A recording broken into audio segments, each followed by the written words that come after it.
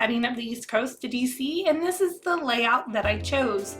It's not a Halloween page, but I love the horizontal with the tags behind it and the washi tape kind of guiding your eye across the page. You'll see how I butcher this one shortly.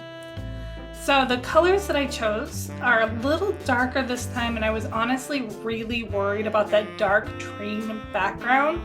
But I think with the postcards going across the top, it turned out fine. It really lightened up. And I found some cool kind of Art Deco tape that matches the train station that I stopped off at in DC. And just like that, photos are matted. We all know photos magically mat themselves, right?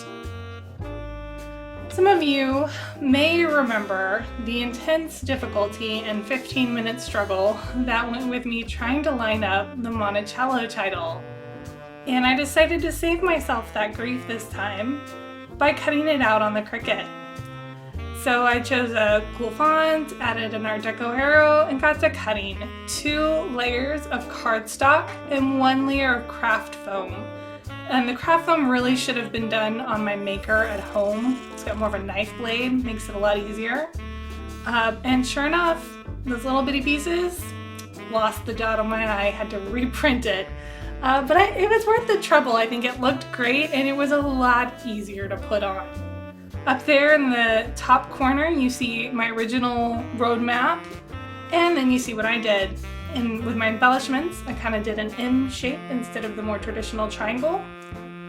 And right there, a Brad. What happened to Brads in scrapbooking? I was so excited to use it.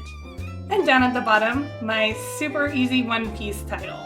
It was worth it, even if it's not perfect. Life never is. Like, subscribe, hit the rumble button, and I am on Instagram this week, so give me a follow and say hi so I can follow you too.